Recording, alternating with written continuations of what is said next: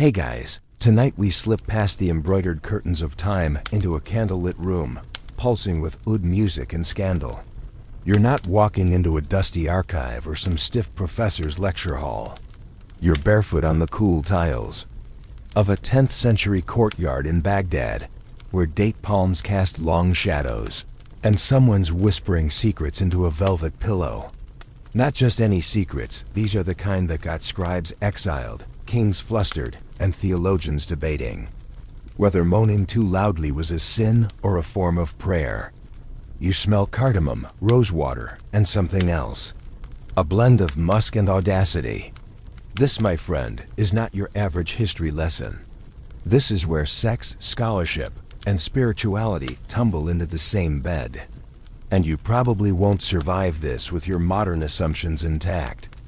So before you get comfortable, take a moment to like the video and subscribe, but only if you genuinely enjoy what I do here. And hey, tell me where you're watching from and what time it is where you are. I love knowing who's sleepless with me tonight. Now dim the lights, maybe turn on a fan for that soft background hum, and let's ease into tonight's journey together. You trudge through a city where sex isn't taboo. It's a topic of poetry, medicine, even theology. The caliphs build libraries not just of Greek philosophy and Persian astronomy, but of erotic manuals with titles like the Perfumed Garden and Encyclopedia of Pleasure. Think of them like the Men's Health of the 10th century, but with fewer crunches and more cautionary tales about which fish to eat for virility. You run your fingers along the spines of books that describe everything from ideal breast symmetry, apparently like twin pomegranates, firm and fragrant, to the philosophical implications of mutual orgasm. It's the kind of info your high school skipped, deliberately. Because here's the first twist. In the heart of the so-called Islamic Golden Age, sex wasn't just tolerated, it was considered worthy of intellectual respect. Take the infamous Talk al-Hammama, The Ring of the Dove, written by a courtier named Ibn Hazm in 1022. It reads like a dreamy BuzzFeed article for doomed romantics. 17 signs he's falling in love with you, according to a 10th century Andalusian. But it's also shockingly candid.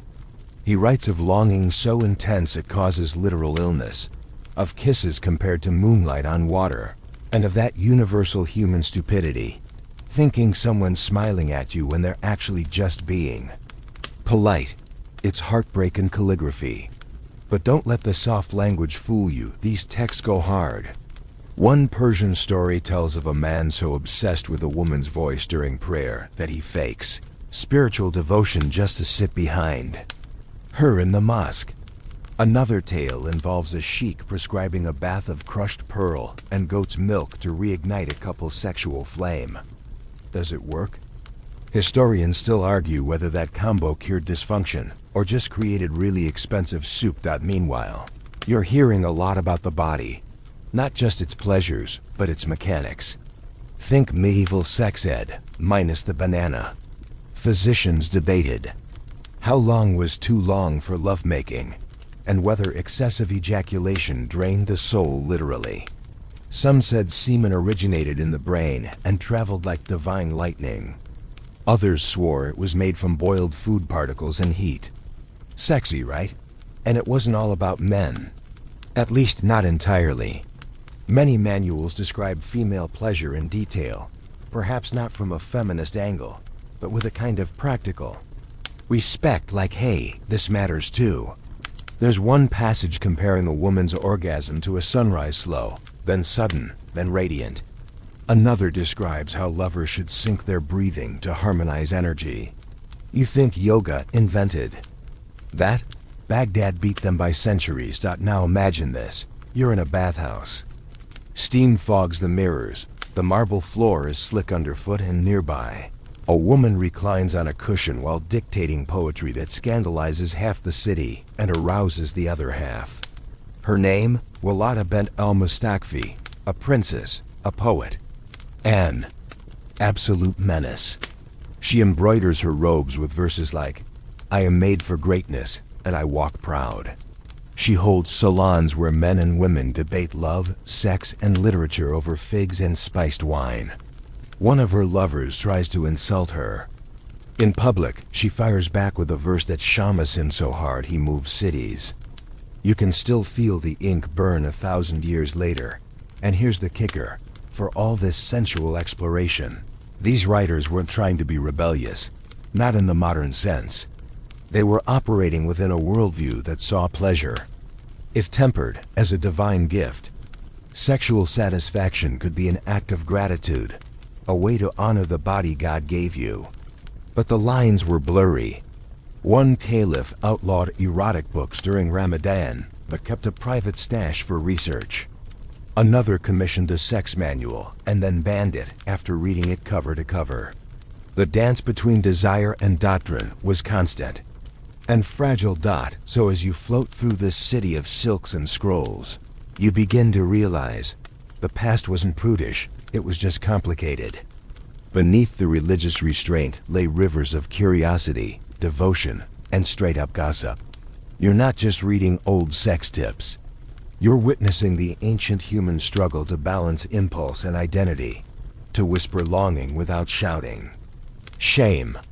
And maybe, just maybe, that makes this history not just surprising, but uncomfortably familiar. You brush past a velvet curtain and find yourself in a narrow alleyway, crowded with voices and smells: coriander, sweat, sandalwood, and something earthy that makes your nose twitch. Welcome to the pharmacy of pleasure, where medieval apothecaries hawk love potions with a wink and a promise. Their stalls are crammed with tiny glass vials, dried roots, and powders stored in jars marked with calligraphy so elegant, you'd think they held poetry, not pulverized beetles. A man with one eyebrow and 5 teeth insists you try his camel milk tonic, guaranteed to triple stamina. Beside him, a wrinkled woman lifts a satchel of cinnamon and whispers that the real magic is in timing, not ingredients. You suspect she's right.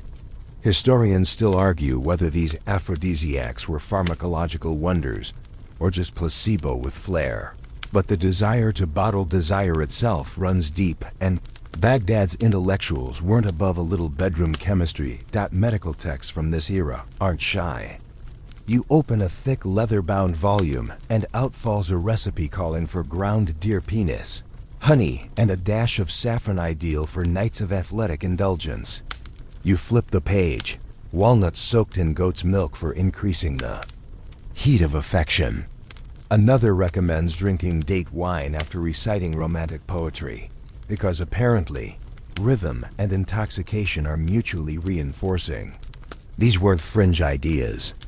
Some of the top physicians of the time think the medieval world's version of celebrity. Doctors spent entire chapters dissecting sexual health. To them, libido wasn't a luxury. It was a vital sign. Low sex drive? Clearly your humors are out of whack. Too much? Better cut back on figs and avoid sitting under the moon. One manual claims excessive desire comes from having an airy brain, which feels a little rude, but honestly relatable. And here's where things get awkwardly modern. Because while you're giggling at goat milk and scorpions soaked in vinegar, you start noticing patterns that haven't aged at all. These authors obsess over performance. They warn against premature ... fading. They offer techniques for lasting longer, getting bigger, becoming more appealing in scent and shape. One even recommends wearing freshly crushed mint leaves in your armpits before a rendezvous, confidence and charm. If that sounds like medieval Axe body spray, you're not far off. The insecurities haven't changed, just the packaging. Beneath the silk and sandalwood lies the same gnawing question: am I enough?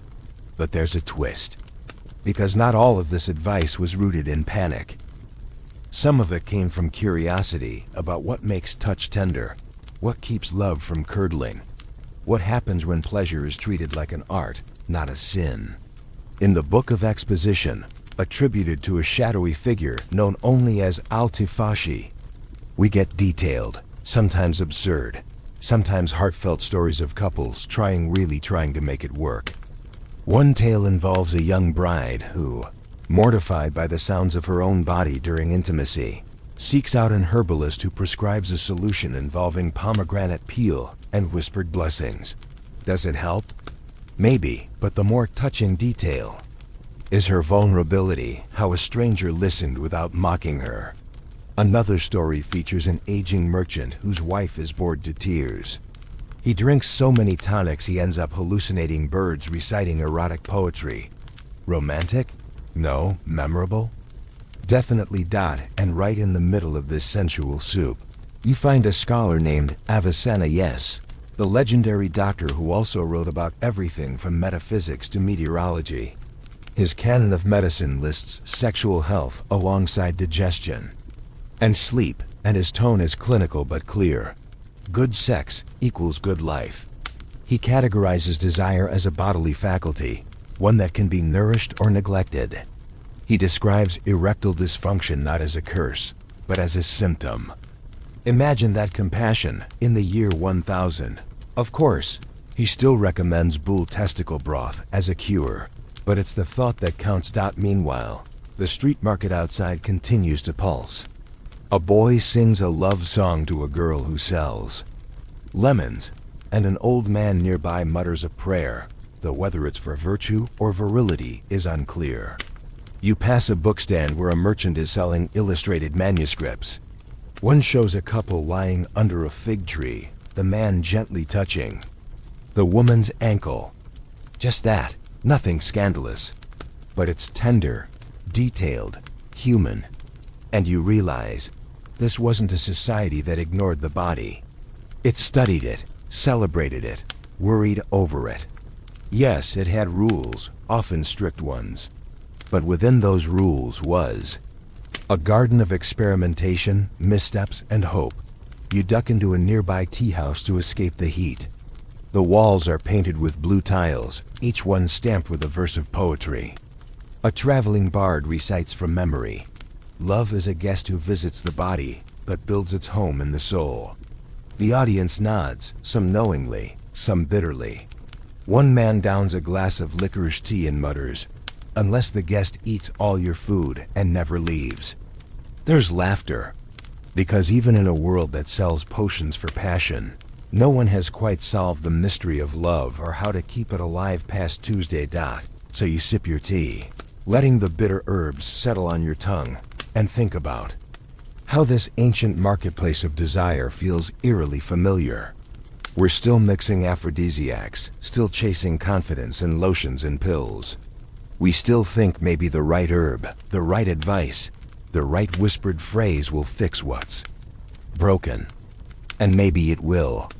Or maybe we're just romantic animals, endlessly reinventing ourselves in the reflection of someone else's eyes.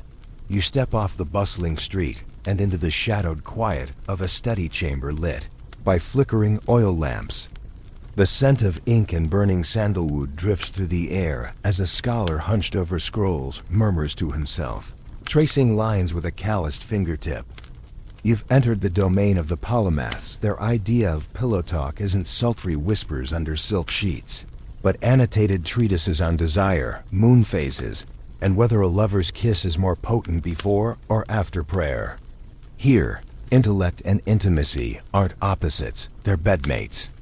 These scholars, poets, astronomers, physicians saw no conflict in discussing sexual technique right after charting planetary orbits.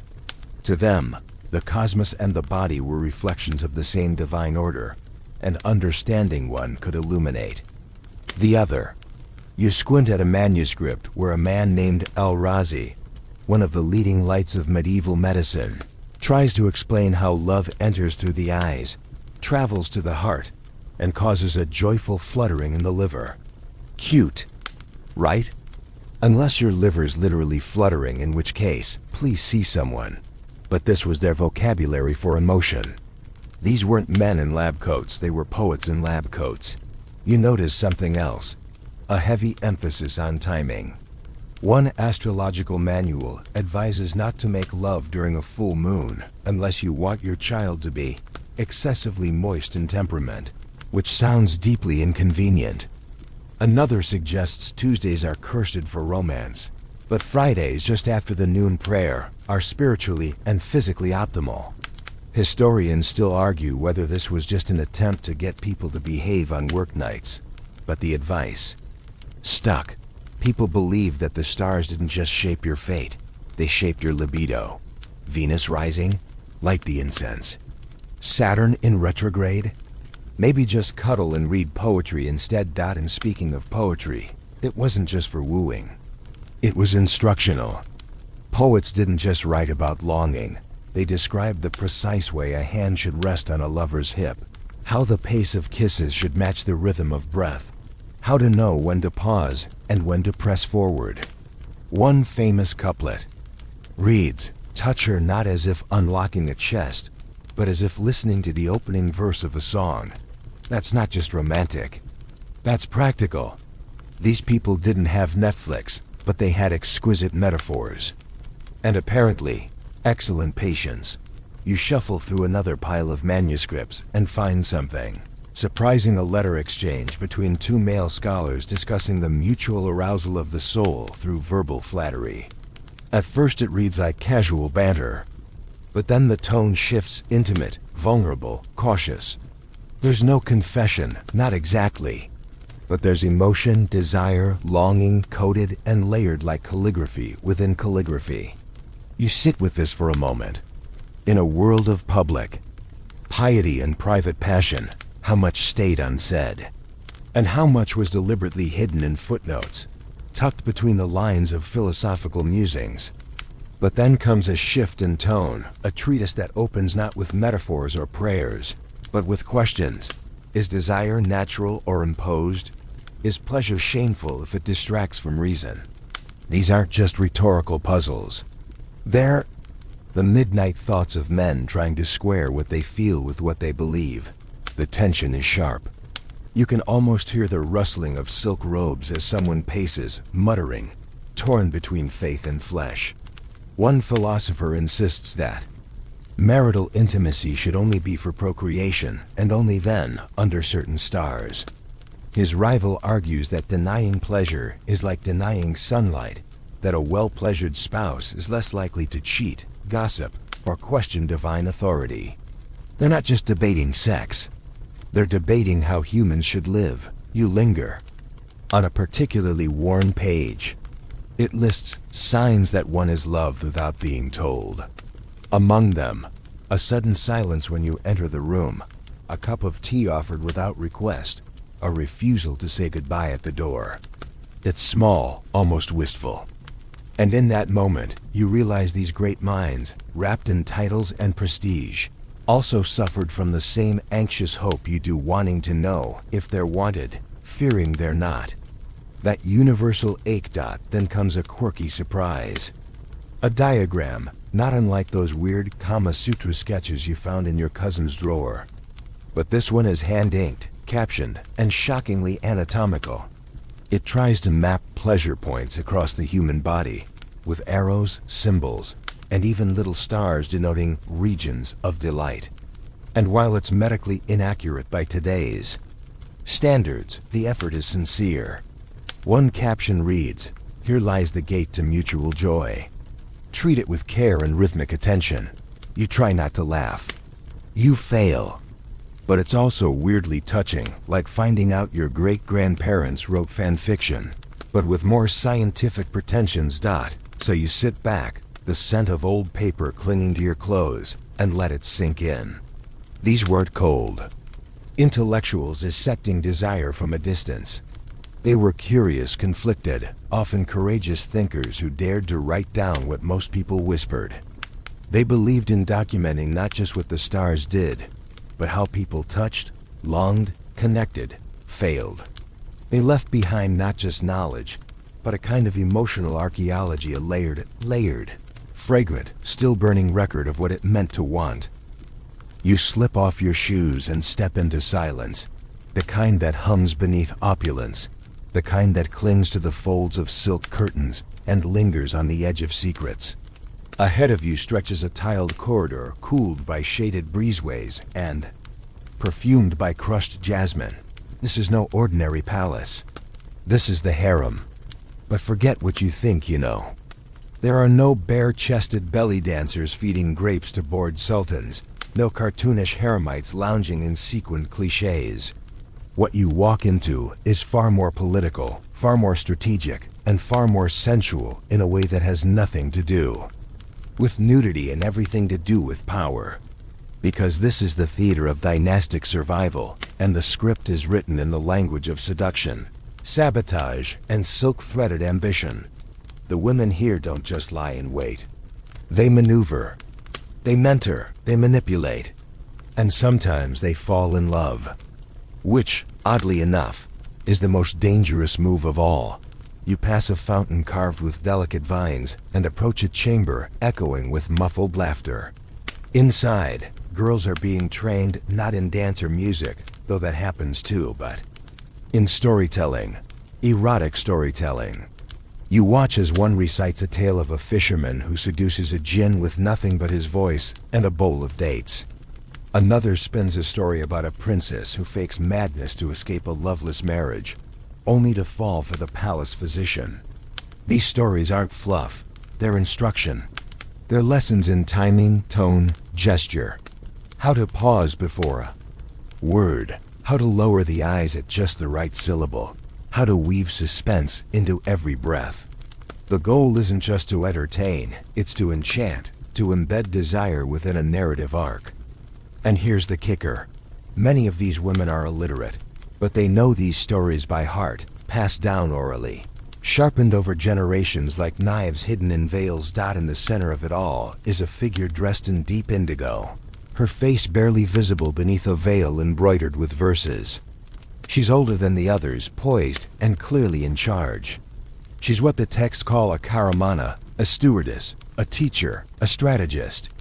She doesn't wield a sword, but she controls who sees whom, who sleeps where, and what words get whispered into royal ears. One of her protégés is practicing a poem meant to be accidentally overheard by the caliph as he walks past. It goes something like, "I waited not for the moon to rise, for your glance was light enough." Simple, dangerous, and possibly worth a kingdom. You turn a corner and find a mural, old and faded, but rich with implication. It shows a queen reclining with her handmaidens while a eunuch plays a lute. But look closer. One of the handmaidens is staring directly at the queen, and her hand rests, not by accident, on the queen's thigh. These are not passive figures. They are complicated, contradictory, very human women in a world that both empowers and confines them. Some rose to become mothers of future rulers. Others vanished into forgotten side chambers. But all of them learned that in this place, erotic knowledge wasn't ornamental, it was currency. You pick up a worn copy of the Book of Courtesans and Their Tricks, a cheeky little manual banned and unbanned, depending on who sat on the throne. It describes the difference between a lover who flinches and a lover who listens. It advises women to study their partner's breathing patterns, to mirror them, to interrupt them, to reshape them. One chapter describes a trick where the courtesan pretends to be shy so the man has to earn her touch, thus increasing his emotional investment. It's manipulation, sure, but it's also survival. When your fate depends on attention, attention becomes an art. And here's a curious side note. Eunuchs, often thought of as mere guards or intermediaries, held immense influence. Straddling the line between masculine and feminine spheres, they were the gatekeepers of secrets, the whisperers of gossip, and sometimes authors of their own pleasure theories. One memoir attributed to a eunuch-turned-advisor includes this wild tidbit, that women prefer men who smell like the earth after rain, not like spice merchants. You take a mental note. You reach the inner sanctum where the favored consorts dwell, and notice something strange. It's quiet. Too quiet. Because the women here don't speak unless they're spoken to. Not because they're docile, but because silence is their power play. One glance, one blink, one tilt of the head, that's the language now, and it works. Historians still argue whether one particularly famous consort, Zubaida, seduced her caliph husband into building an entire water system just because she sighed during a dry season. Coincidence? Maybe, or maybe a masterclass in long-game intimacy. You step back into the corridor, mind whirling, senses overloaded. What you've witnessed isn't just eroticism. It's diplomacy with a side of perfume. Here, pleasure isn't about lust, it's about leverage. A touch can birth an heir. A word can incite a coup. A sigh can become law. And the stories these women told, whether whispered behind curtains or baked into lullabies, weren't just for seduction. They were for survival. And somewhere, deep in your modern bones, you realize how little has changed. We still flirt for power, we still weaponize charm, and we still underestimate the storytellers in the room. You're lying on a woven mat, those. Inches from a cracked leather manuscript, the ink faded but stubborn. It smells of dust and cloves, and every page creaks like it remembers too much. This is where the technical meets the mystical, where medieval Arabic sex manuals stop being just playful guides and become full-blown blueprints for what can only be described as spiritual engineering. And here's the strange part, you kind of respect it. Because buried between the dry anatomy lessons and elaborate foreplay routines is something earnest, even reverent. You flip through the Perfumed Garden, a 15th century Moroccan manual written by al-Nafzawi, and stumble onto a chapter titled On the Hidden Movements of the Body and the Secret Paths of Joy. That's not metaphor, that's a straight up how-to on synchronizing your breath with your lovers so your souls can allegedly spiral into union. Is it science? No. Is it poetry disguised as science? Absolutely. The author doesn't just talk about technique, he talks about mood, tone, rhythm. He recommends soft lighting, fresh linens, and opening a window for moonlight. Imagine being that specific in your Tinder bio. As you read deeper, things get wilder. One chapter compares the ideal sexual encounter to composing a symphony starting slow, building in layers, avoiding dissonant chords, which is apparently code for awkward fingernails, and finishing in harmonious crescendo. The whole thing is scored with metaphors. Lips like velvet moons, thighs like opening petals, breath like the wind before rain. You're not sure if you're reading erotica or seasonal weather forecasts, but it's captivating. And weirdly instructional. Because unlike modern advice columns that reduce everything to 10 bullet points and a reminder to hydrate, these texts treat pleasure like craftsmanship. There's honor in getting it right, but here's the turn. For every romantic flourish, there's an oddball moment that makes you squint. One manual warns that too much laughter before intercourse causes the seed to flee, which might explain some people's dating history. Another insists that sleeping with your mouth open after sex invites demons. Some even include diagrams of sexual positions with names like the lazy donkey or the acrobatic frog, each complete with notes about which ones were best for conception, which ones for passion, and which ones only to be attempted after prayers and a light meal. Historians still argue whether these manuals were widely read or just circulated among a randy elite, but their survival speaks volumes. Someone somewhere cared enough to copy these texts by hand for centuries, and don't assume it was all male perspective. Sure, the authors were men, but many of the best parts, the sharpest observations, the most cutting jokes, feel like they came from women. You reach a section where the author recounts advice from a wise woman, and suddenly the tone shifts. The language grows wittier, the metaphors more grounded. She warns against men who boast too much, saying, "The lion does not roar before the hunt." She recommends testing a man's patience with teasing touch, like heat warming the skin before fire arrives. There's power here, playfulness, strategy. It's not just about satisfying the man, it's about making him work for it. The implication is clear. Pleasure, when shared and intelligent, is a kind of mutual conquest. But not all the advice is cozy. Some of it veers into mysticism that borders on anxiety. One section details the flow of heat and the knot of spirits, which sounds like a yoga class but is actually a treatise on why lovers' energies must align. The text warns that mismatched souls can cause nightmares, fatigue, even hair loss. You imagine someone blaming a bad breakup on hair loss and feel a little seen. Another passage describes the ideal sexual act as a form of prayer that begins with touch and ends in stillness, like the setting of the sun. That phrase stays with you because it implies something these ancient authors truly seem to believe, that sex, done right, is not just a pleasure, it's a ritual, a practice, something that echoes through your breath, your body, and if they were to be believed, your fate. And then comes a story, tucked into the margin, almost like an afterthought. A tale of a poor man who falls in love with a merchant's daughter. She invites him to her room. He panics. She guides him gently, offering no shame, only warmth. They move together like waves, and afterward, she kisses his hand and thanks him for making her feel safe. No grand climax. No trick, just kindness. You linger on that page longer than expected. Because in a manuscript obsessed with performance, here is a moment about presence. And maybe that's the lesson buried under all the diagrams and metaphors. That what people really wanted, even back then, wasn't just sensation, but connection.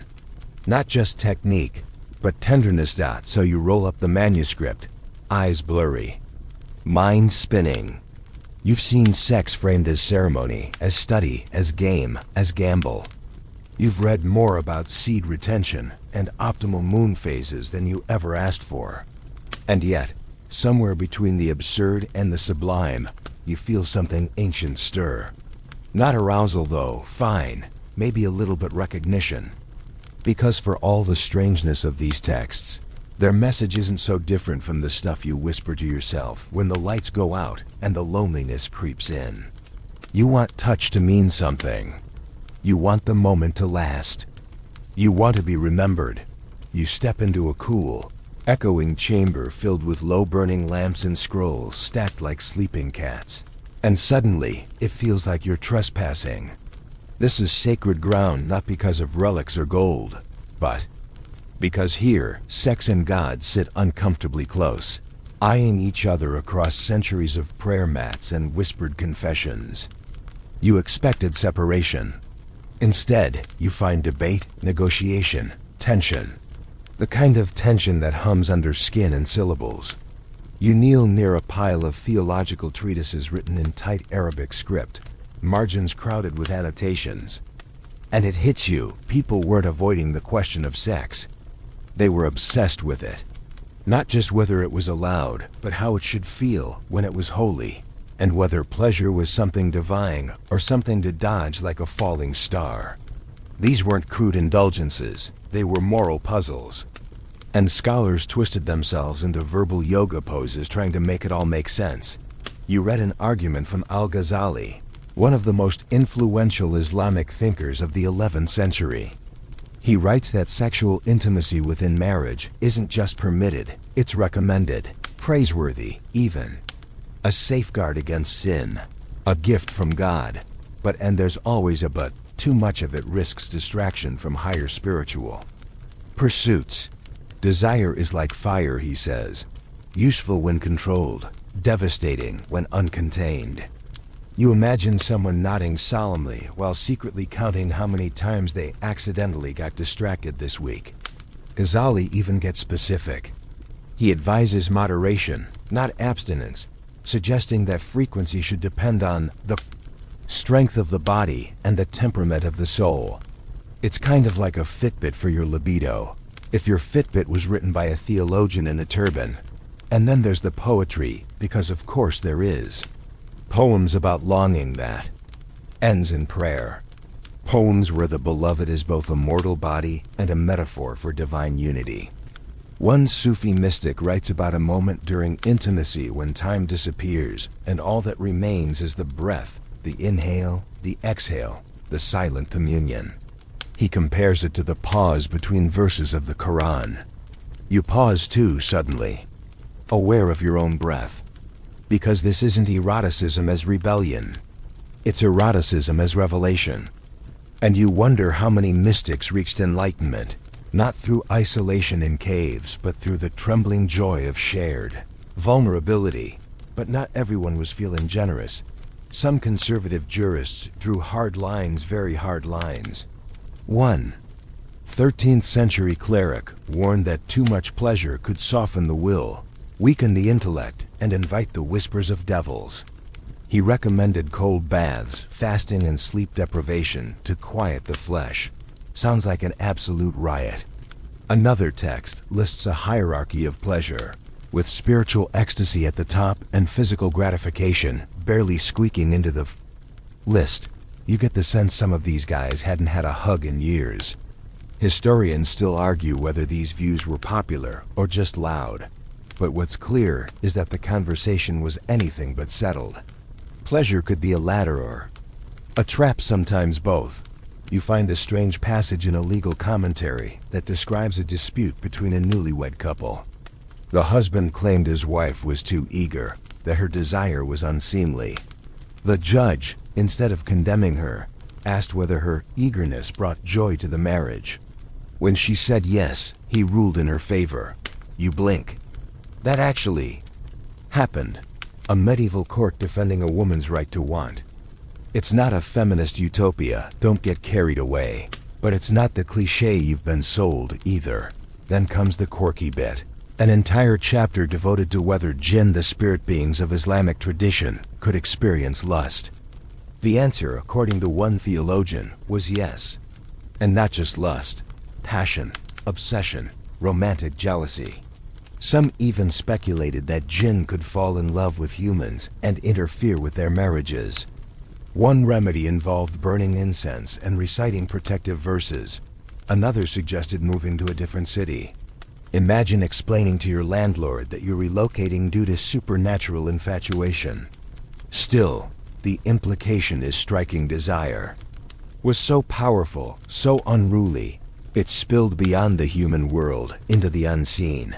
You glance at another scroll, this one half-burned, but still legible. It tells of a caliph who commissioned a sex manual and demanded that it begin with a religious invocation. In the name of God, the most merciful, the most compassionate, it begins, followed immediately by a paragraph on warming oils and best positions for mutual satisfaction. The blend is jarring and oddly beautiful. It suggests a world where the sacred and sensual weren't always enemies. Sometimes they shared a page dot as you rise to leave. You notice something etched into the wooden desk where some scholar must have spent years scribbling. It's not a verse or a prayer or a name. It's a single word. ISHQ, the Arabic word for love. Not ordinary love. Consuming, ecstatic, body and soul annihilating love. A love that breaks you open and lets something divine leak through. And suddenly it makes sense. The fasting, the fire, the longing, all of it, because they weren't afraid of sex. They were afraid of what it unlocked.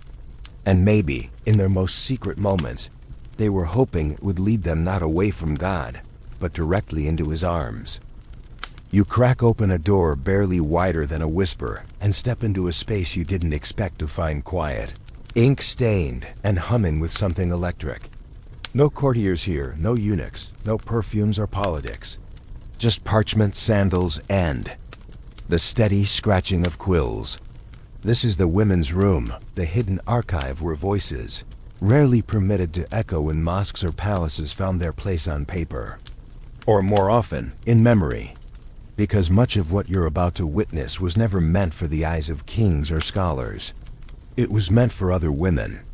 And you feel it instantly. You're trespassing again. But this time, into a truth that feels oddly familiar. Because behind all the theological thunder and male-authored manuals was a quieter, sharper rebellion. And it was written in verse. You pick up a piece of old linen, barely preserved. On it, a poem. He boasted of his manhood but fled before the storm. I waited in silence and let him drown in his pride. It's unsigned. Probably passed from hand to hand in secret, copied by heart, recited behind bathhouse doors. There's a whole genre of this medieval Arabic love and lust. Poetry written by women, about women, for women. And it's not shy. One poet compares her lover's performance to a broken water wheel. Another boasts of turning down a prince because he kissed like a camel lapping soup. These lines aren't just funny, they're surgical. These women weren't afraid to name what they wanted and what they didn't. Historians still argue whether some of these poets were aristocrats, servants, or something in between. But what's clear is that their pens were sharp, their eyes sharper, and their standards frankly refreshing. You stumble on a name, Rabia al-Adawiya. You've probably heard of her as a mystic, a saint, a Sufi ascetic who sang of divine love like it was the only thing worth breathing for. But dig deeper and you'll find fragments lines where earthly desire and spiritual ecstasy blur so intimately that you can't tell if she's describing union with God or with a flesh and blood partner. I want no lover but you, she writes, but my heart still quivers when the wind carries his scent. Was she hiding erotic desire under layers of holiness? Or was she seeing no difference between the two? You don't get an answer.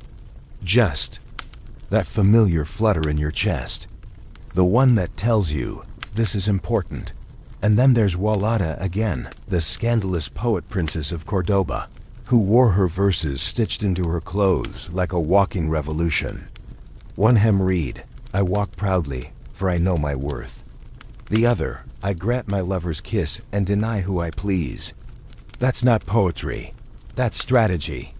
She hosted salons where men came to debate, flirt, lose arguments, and sometimes their hearts. One lover insulted her in public.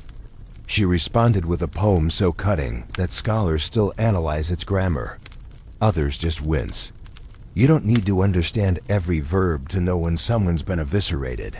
But not all the voices are public.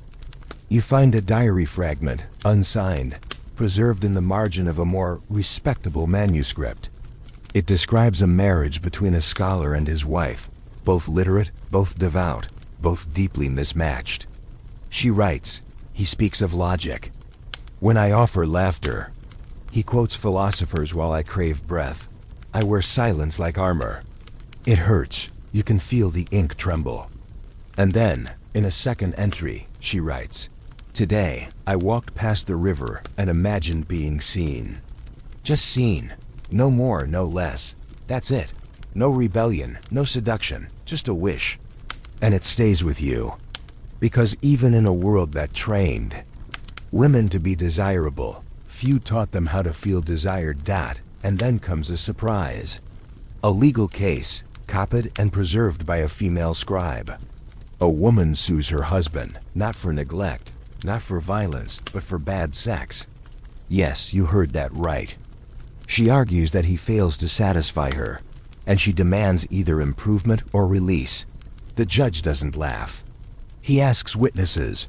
He examines evidence. And in the end, he grants her request.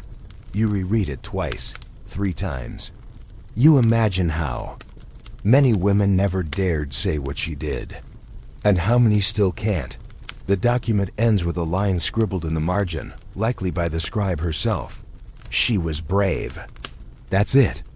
And it's enough. Now you leaf through a satirical piece, fictional, perhaps, but biting. It tells the story of a young bride who receives advice from all the men in her life. Her father tells her to obey. Her brother tells her to be modest. Her husband tells her to smile. But her grandmother pulls her aside and says, learn where to press and when to pull.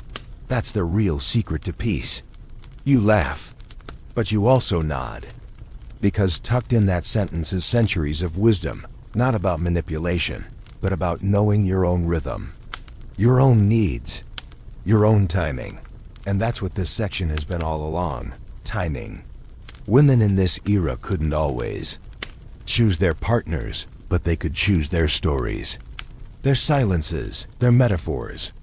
And in doing so, they left behind not a manifesto, but a mosaic fragments of longing, agency, disappointment, joy. You gather them in your mind like scattered pearls. Because if history teaches anything, it's that even a whisper, repeated enough, becomes thunder. You walk down a narrow hallway painted with faded murals, scenes of banquets, gardens, people lounging beneath fig trees, fingers nearly touching, and something feels off. Not wrong, just sideways. The stories in these walls don't match the ones you've been told. A man rests his head on another man's lap, and no one flinches. A woman kisses two others in the same scene. The painter didn't hide this, didn't treat it like scandal. He painted it like life. And just like that, the door creaks open on a whole corner of medieval Arabic culture that's rarely discussed out loud, desire that didn't fit the script. That bent expectations, danced around the rules, sometimes whispered, sometimes sang. Welcome to the part of history where the forbiddance was not forgotten, just folded in, tucked under metaphor, hidden in laughter, alive in footnotes and folklore. You open a book titled The Delight of Hearts, a 13th century collection of erotic stories and jokes, and the first tale involves two young men caught kissing behind a mosque. They're brought before a judge. But instead of punishment, the judge tells a story of his own youth, another moonlit garden, another shared secret, and quietly lets them go. There's no moral, no condemnation, just an acknowledgement. This happens. Historians still argue whether this was tolerance, indifference, or coded resistance. But what's clear is that queer desire was not invisible. It was simply hard to pin down. Much like love itself. Flip to another chapter, and you meet a woman who lives with her best friend, owns her own business, and has refused every suitor for years. The neighbors gossip, of course. But she just laughs and says, "Why buy spice when the market is free?" There's no explicit confession, just innuendo so sharp it could slice dates. Her story ends not with marriage, but with her and her friend retiring to a villa near the sea. The text calls it a joyful arrangement. You call it suspiciously soft-coded domestic bliss. Either way, you're rooting for them. But not all stories are subtle. Some are loud, defiant, even ridiculous. One satirical piece describes a secret society of men who fall in love with other men and hold underground poetry. Slams where the theme is always heartbreak and unreturned favors. One of the most popular poets is famous for writing love poems that double as tax complaints. You can't tell where the joke ends and the truth begins, but maybe that's the point. The humor becomes a mask, and under that mask, desire smirks back at you. Then there are the polymaths who tried to explain queerness. Some described it as an inherited temperament, others as a result of astrology or dietary imbalance. Yes, lentils were once blamed for everything. A few insisted it was a phase, best cured by cold baths and horseback riding. Still, others offered no judgment, just observation. One physician wrote that love flows where attention lingers, and you sit with that for a second. Because attention, in every era, is the first spark, the stolen glance, the lingering gaze, the pulse beneath the pulse. You stumble into a story from the Book of Songs, a massive medieval anthology of music, poetry, and palace gossip. It tells of a court musician named Ibn Daniel, who regularly performed love ballads for men, about men, in public. His songs were clever, suggestive, and wildly popular. He even wrote a play in which characters swapped genders mid-sentence, confusing and delighting the audience. The caliph, unsure whether to be amused or offended, ended up commissioning more. You shake your head. This wasn't a utopia. People were still punished, secrets still dangerous, but there was space for complexity. That's what surprises you, the room to be contradictory, to desire one thing and perform another, to live in layers. You pick up a scroll of jokes collected by merchants. Many involve mismatched lovers, confusing anatomy, and servants walking in at the worst moment. One story involves a married couple who agree to bring in a third for balance. They claim only to end up emotionally attached to the guest and awkwardly pretending nothing happened. Another joke ends with, "And that's why the rooster no longer sings at dawn." You don't get the punchline, but somehow you still laugh. Because humor, especially the bawdy, uncomfortable kind, is often where truth hides best. Then comes a quieter detail. A fragment of a personal letter from a young woman to her cousin. She writes, "I do not love my husband, but I adore the way her voice curls at the end of my name." It's not a confession. Not really. Just a sentence hanging in time, delicate and dangerous. You read it twice, 3 times. The cousin never replied, or if she did, no one saved the letter. But the moment survived. You sit back, realizing that none of this fits neatly into modern categories.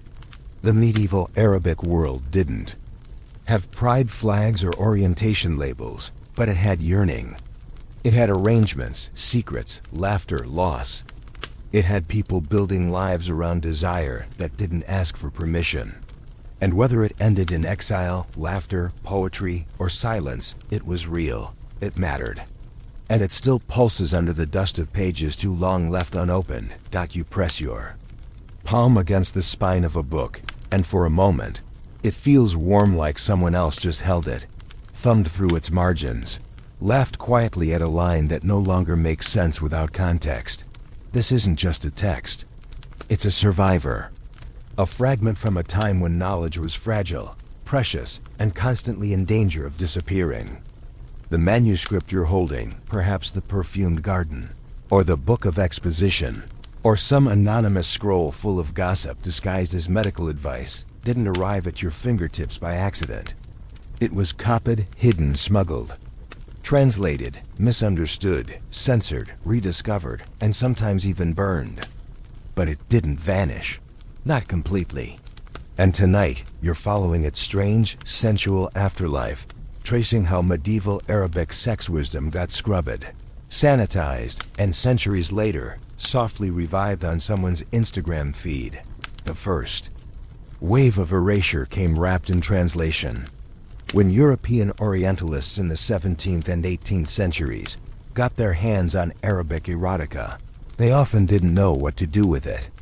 They admired the poetry, cringed at the metaphors, and panicked over the explicit detail. So they cut, trimmed, rewrote. Suddenly a line that once said, "She moved like the moon pulling the tide of my soul," became, "Her walk was graceful." Boring. You feel the loss. The manuals weren't just neutered, they were neutered. With scissors dipped in moral panic. One French translator famously added entire paragraphs of moral warnings to discourage readers from falling into carnal excess. Meanwhile, people were secretly reading these books under candlelight, blushing and thrilled. Historians still argue whether the European suppression of these texts was about colonial superiority or simple sexual discomfort.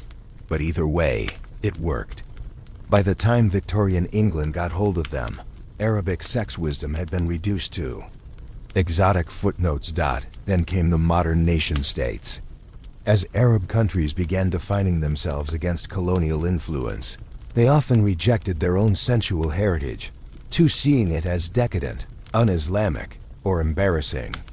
Libraries boxed up erotic manuscripts. University syllabi ignored them. Governments banned them outright. One scholar described how a pristine 12th century sex manual was destroyed by customs agents who assumed it was pornography. The irony, of course, is that these books were often less graphic than your average HBO drama, but far more honest about intention. They weren't just about lust. They were about connection, knowledge, vulnerability. You begin to wonder how many times wisdom has been lost not because it was wrong, but because it was too human. But texts are like ghosts, they linger. And in the 20th century, they started resurfacing in strange places. A rare bookstore in Cairo, a footnote in a Sufi study, a smuggled copy sold at a Paris flea market. The digital age accelerated the revival. Suddenly, PDFs of ancient love manuals began circulating online, half-translated, often clumsily, but unmistakably alive. A Tumblr blog in 2013 went viral for posting quotes from the Perfumed garden, juxtaposed with modern relationship memes. One post read, "The best foreplay is listening to your lover breathe." Beneath it, 30,000 likes. People still want this. Not just the titillation, the tenderness, the nuanced dot, and then there's TikTok. Of course there's TikTok. A creator with henned hands and a velvet voice does a dramatic reading of advice from a wise woman from a 9th century manuscript. Another posts a skit where a medieval Arabic sexologist is transported to the present and reacts in horror at how little modern couples communicate. You laugh, then pause, because the joke lands hard. For all our apps and guides and advice columns, maybe we've forgotten how to ask the right questions about trust, rhythm, anticipation, the poetry of pause. Maybe medieval people were just as confused, but at least they weren't pretending sex was simple. Still, not all revivals are honest. You find self-proclaimed tantric coaches selling $400 courses based on ancient Arabic bedroom wisdom that sounds suspiciously made up. There's a health influencer promoting saffron pills with claims about Eastern virility secrets while mispronouncing every Arabic word. One YouTube ad shows a cartoon sheik nodding approvingly at a bottle of gummies. You groan. History is being monetized faster than it can be verified. But even in that frustration, you feel a strange pulse. At least people are curious. At least something made them stop scrolling. Then, in a quiet corner of a museum archive, you stumble on a student's thesis. Handwritten, fragile, never published. It's titled, "Desire and Dignity in Pre-Modern Arab Thought." In the final chapter, the student writes, "These texts are not instructions for better sex. They are mirrors.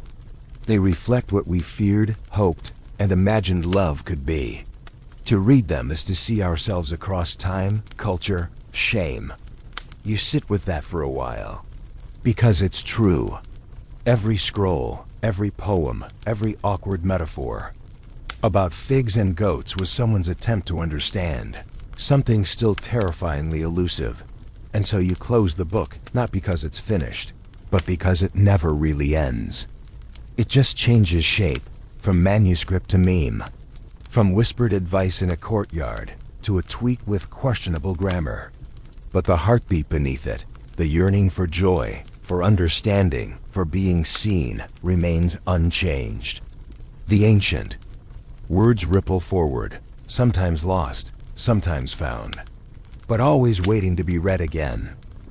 You lie back now, eyes half closed, the echoes of ancient verses still curling in your ears like smoke.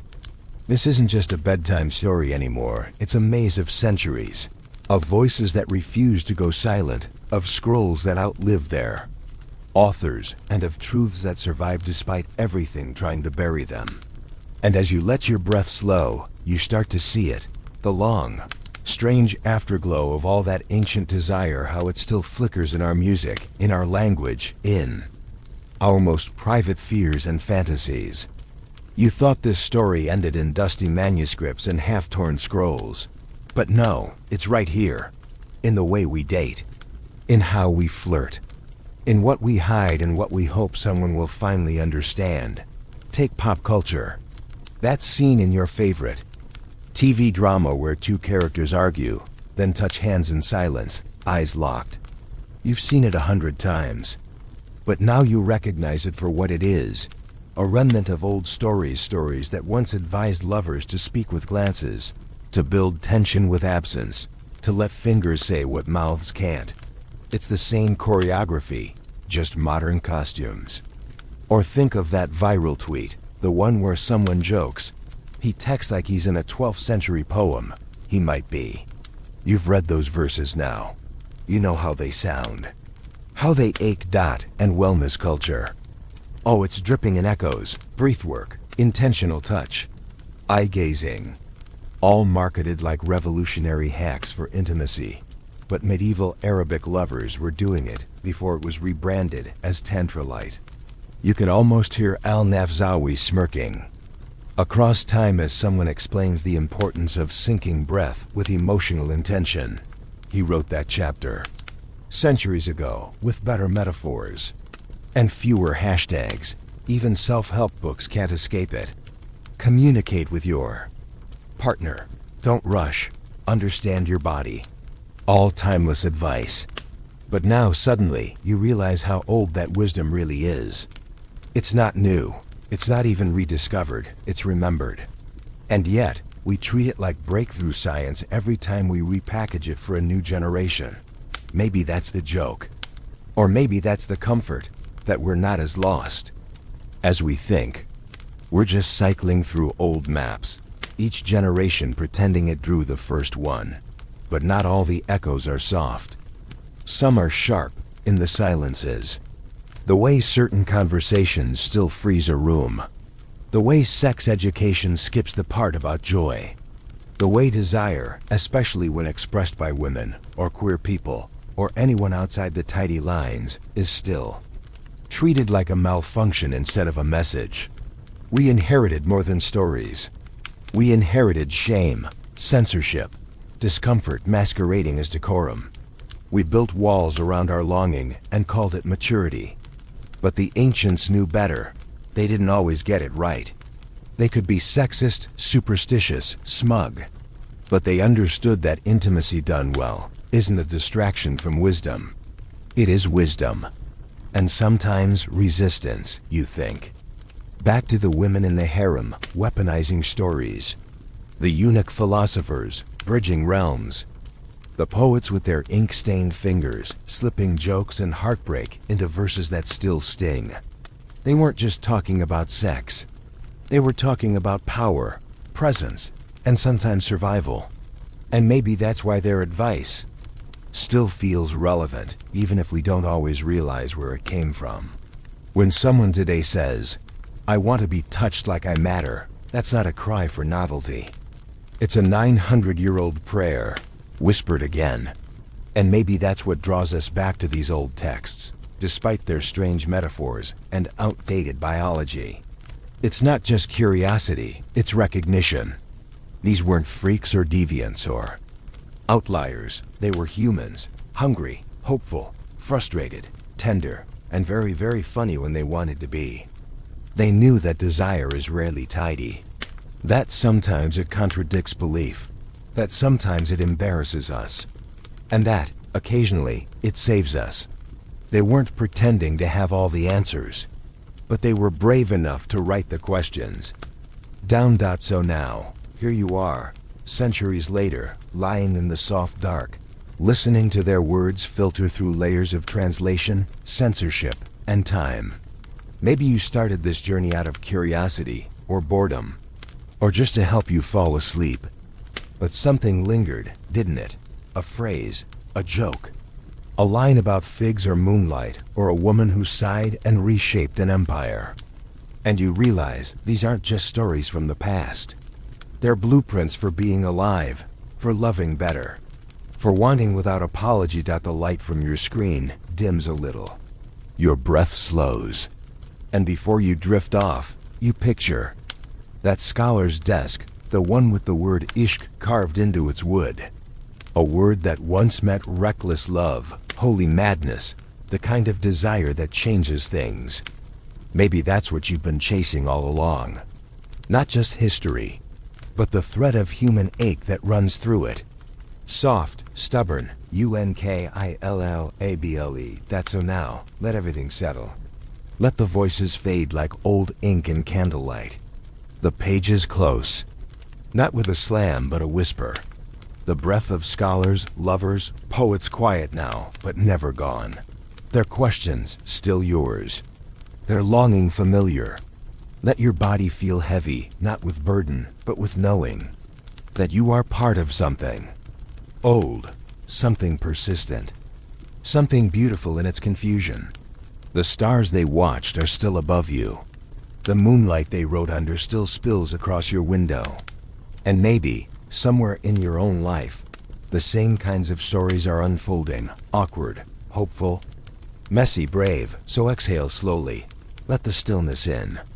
Let the warmth stay a moment longer. You've walked through centuries tonight, barefoot and listening. And now you rest. The questions will wait. The words will wait. For now, just sleep. End of script. Sweet dreams.